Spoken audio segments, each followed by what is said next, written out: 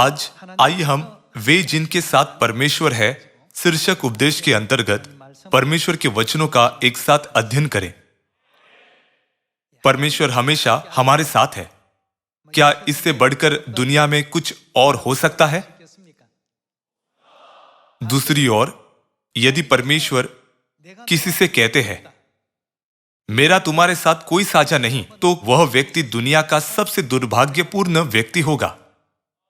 दूसरे शब्दों में, हमारे जीवन के सभी पहलू परमेश्वर के वचनों पर निर्भर करते हैं।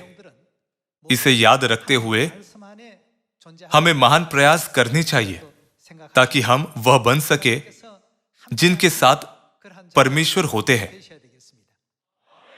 बहुत पहले याकूब, जो विश्वास के पूर्वजों में से एक है, को अपने बड़े भाई एसाव के क्रोध के कारण अपने चाचा के घर भाग जाना पड़ा था।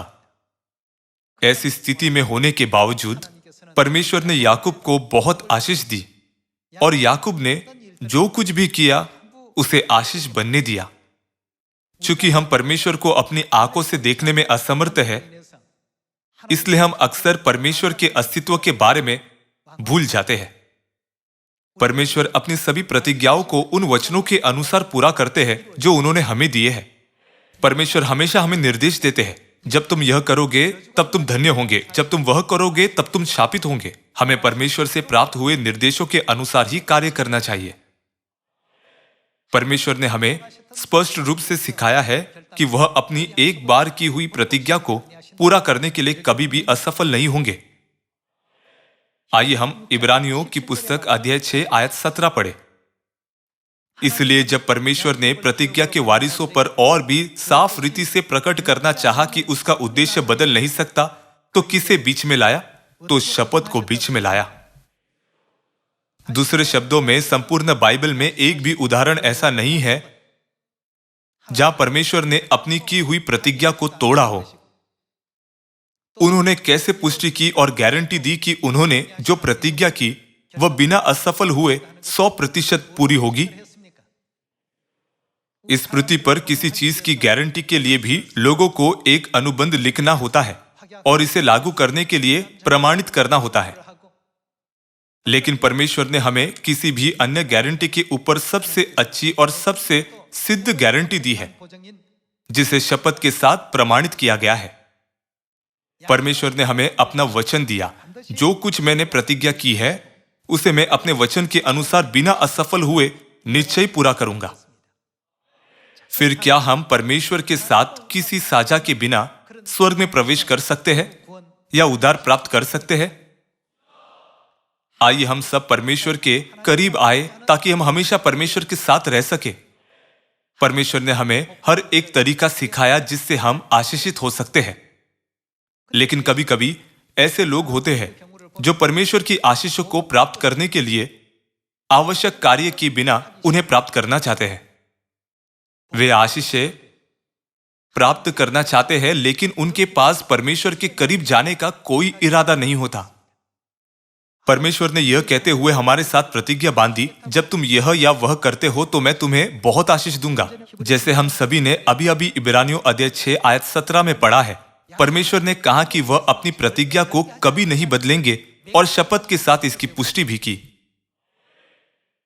परमेश्वर ने अपनी पवित्र इच्छा की घोषणा की कि उनकी प्रतिज्ञाएं संपूर्ण है और निश्चित रूप से पूरी होंगी, और उन्होंने सारी मानव जाति के लिए अपनी आशीषों को प्राप्त करने का मार्ग खोल दिया। फिर भी ऐसे लोग हैं जो उस कार्य में भाग लेना पसंद नहीं करते जिसके द्वारा वे आशीष प्राप्त कर सकते हैं, भले ही वे कहते हैं कि वे परमेश्वर की आशीष प्राप्त करना चाहते हैं। क्या हमें ऐसा करना चाहिए? चूंकि परमेश्वर ने हमसे बहुत बड़ी आशीषें देने की प्रतिज्ञा की है, तो परमेश्वर की आशीषों को प्राप्त करने के तरीके में क्या हमारे सभी कार्यों, हमारे सभी विचारों, हमारे सभी व्यवहारों और हमारी मानसिकता को संरेखित नहीं होना चाहिए? अतः हमें सदैव परमेश्वर के समीप रहना चाहिए, परमेश्वर के पक्ष में खड़े रहना चाहिए और सदैव परमेश्वर की ओर जाना चाहिए। हमारे अंदर ये गुण संपूर्ण रूप से होने चाहिए।